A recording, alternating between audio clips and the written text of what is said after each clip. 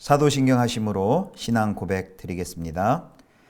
전능하사 천지를 만드신 하나님 아버지를 내가 믿사오며 그 외아들 우리 주 예수 그리스도를 믿사오니 이는 성령으로 잉태하사 동정녀 마리아에게 나시고 본디오 빌라도에게 고난을 받으사 십자가에 못 박혀 죽으시고 장사한 지 사흘 만에 죽은 자 가운데서 다시 살아나시며 하늘에 오르사 전능하신 하나님 우편에 앉아 계시다가 저리로서 산자와 죽은 자를 심판하러 오시리라.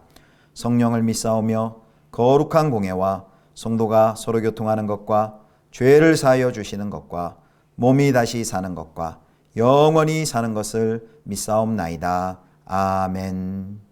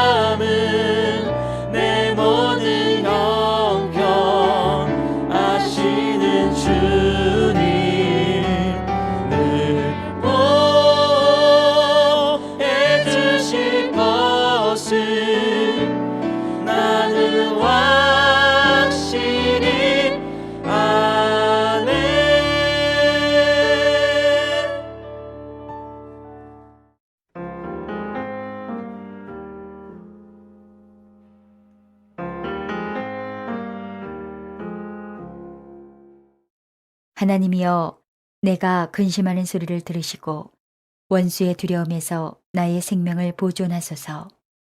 주는 악을 꾀하는 자들의 음모에서 나를 숨겨주시고 악을 행하는 자들의 소동에서 나를 감추어 주소서. 그들이 칼같이 자기 혀를 연마하며 화살같이 독한 말로 겨누고 숨은 곳에서 온전한 자를 쏘며 갑자기 쏘고 두려워하지 아니하는도다. 그들은 악한 목적으로 서로 격려하며 남몰래 올무놓기를 함께 의논하고 하는 말이 누가 우리를 보리요 하며 그들은 죄악을 꾸미며 이르기를 우리가 묘책을 찾았다 하나니 각 사람의 속뜻과 마음이 깊도다.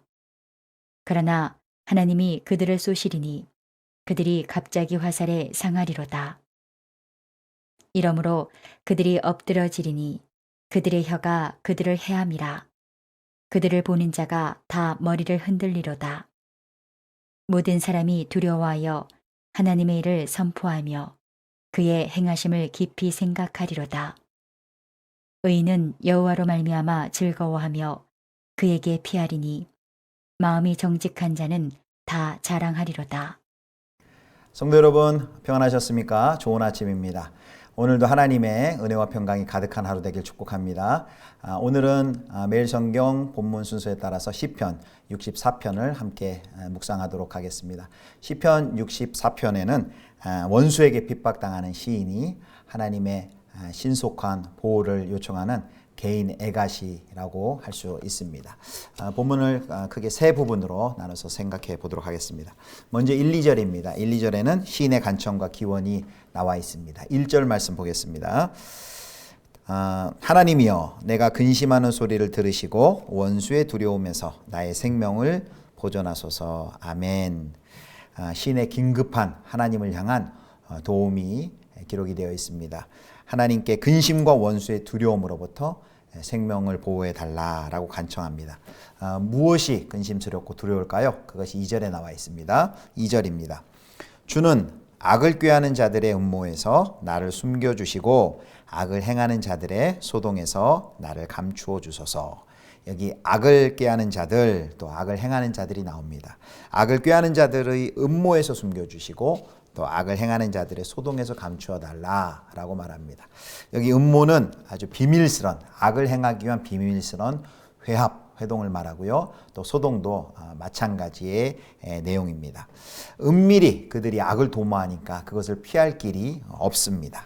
자, 그렇다면 악인들은 그 비밀스러운 회합을 통해서 무엇을 도모할까요? 자, 이제 두 번째 부분입니다. 자, 3절입니다. 3절. 그들이 칼같이 자기 혀를 연마하며 화살같이 독한 말로 겨누고 숨은 곳에서 온전한 자를 쏘며 갑자기 쏘고 두려워하지 아니하는도다. 악인이 시인을 공격하는 무기는 바로 말입니다. 언어입니다. 칼 같은 언어다. 또 독화살 같은 말로 온전한 자를 갑자기 공격하고 쏩니다. 비방 또는 거짓은 물론 빈정거림 또 삿대질하는 공격적인 말들이 이런 비밀 회동을 통해서 기획되어서 시인도 모르게 갑작스럽게 화살처럼 비수와 같이 독화살처럼 날라옵니다. 그들의 행위가 얼마나 비열합니까? 마치 사냥꾼이 짐승을 잡기 위해 은밀하게 숨어 있다가 갑자기 낚아채듯이 악인이 시인을 공격합니다. 그러고도 하나님의 보복과 심판에 대한 아무런 두려움이 없습니다. 요즘 우리 사회에서도 뭐 가짜 뉴스 그리고 또 악플 또 험담 이런 언어적인 말로 공격하는 일 때문에 피해를 당하는 분들이 많이 있는 것을 보게 됩니다.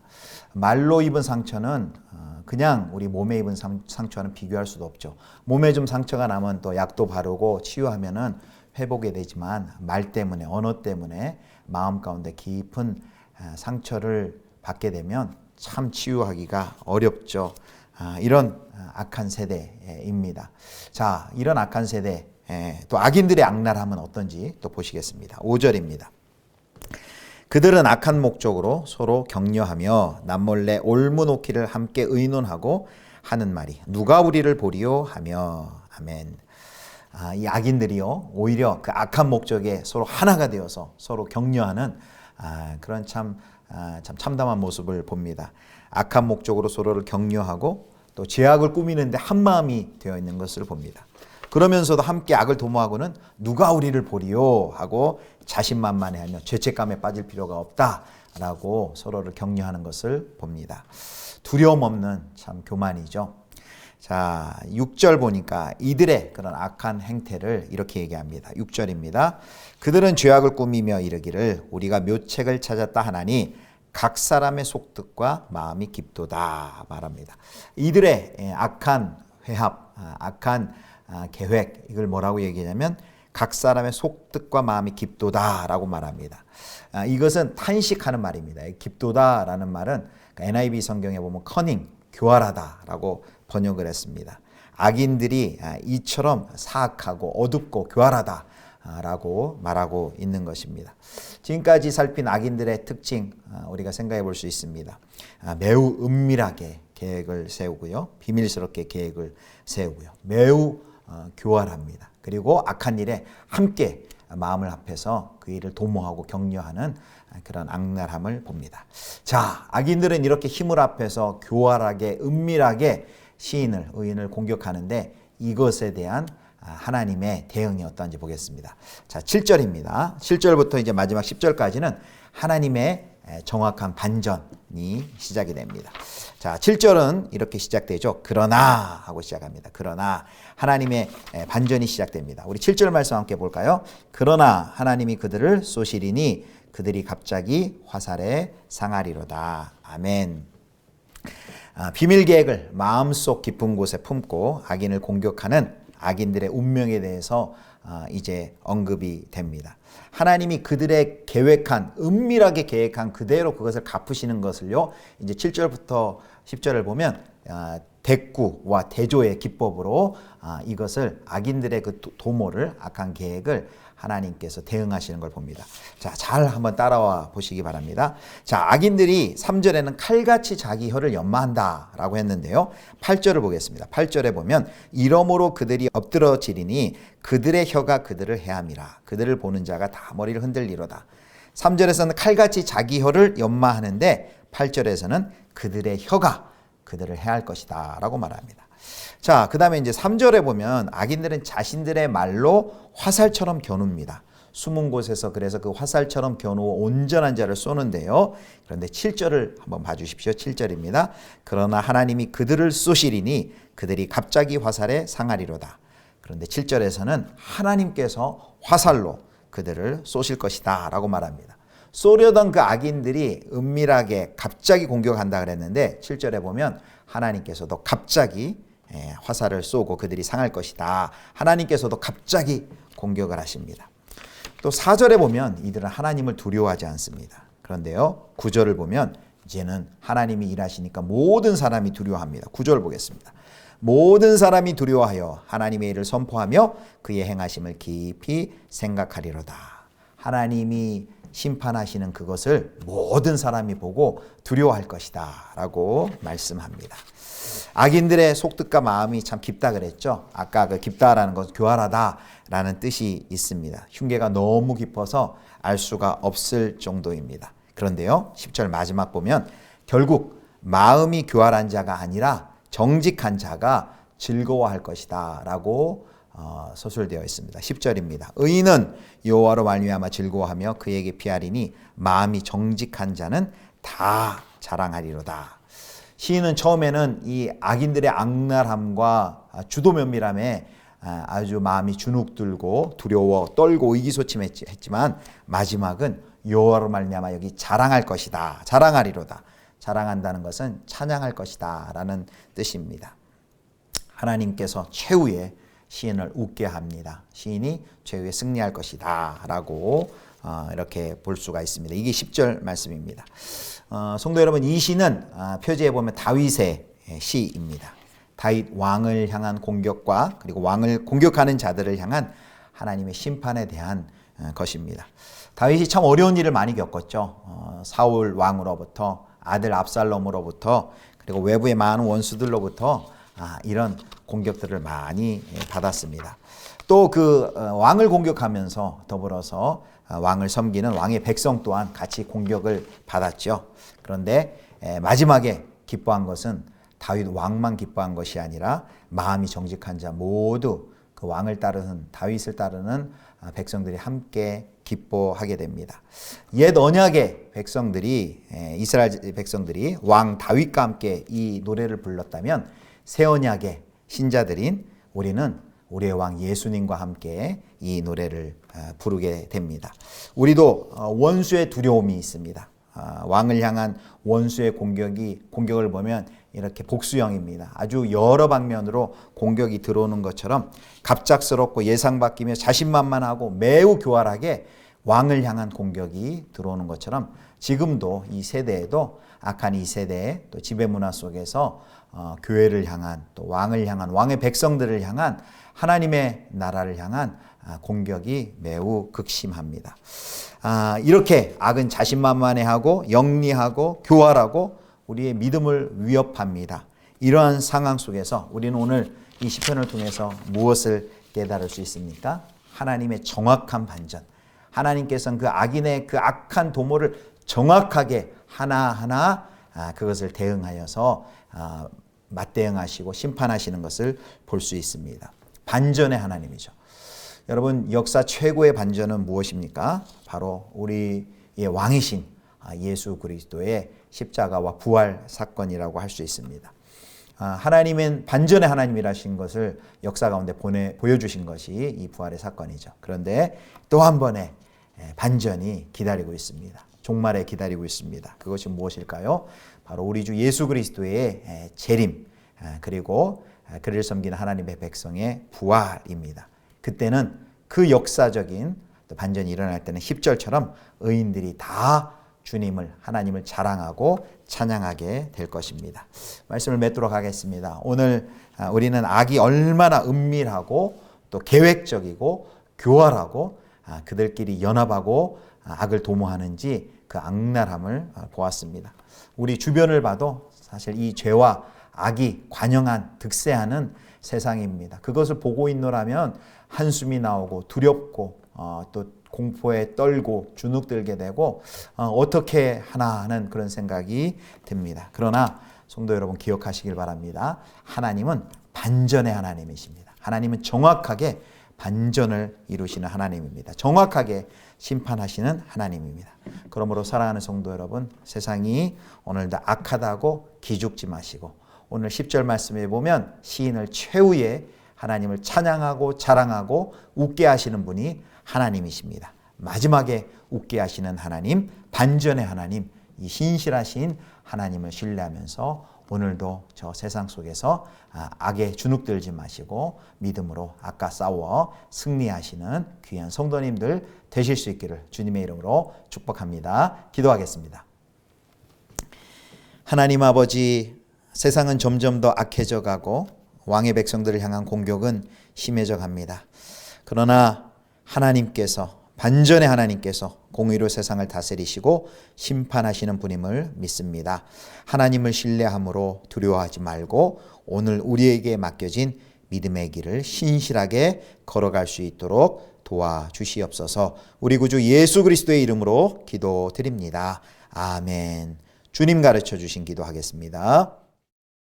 하늘에 계신 우리 아버지여, 이름이 거룩히 여김을 받으시오며 나라의 임하옵시며 뜻이 하늘에서 이룬 것 같이 땅에서도 이루어지이다. 오늘날 우리에게 일용할 양식을 주옵시고 우리가 우리에게 죄 지은 자를 사하여 준 것 같이 우리 죄를 사하여 주옵시고 우리를 시험에 들게 하지 마옵시고 다만 악에서 구하옵소서. 대개 나라와 권세와 영광이 아버지께 영원히 있사옵나이다. 아멘.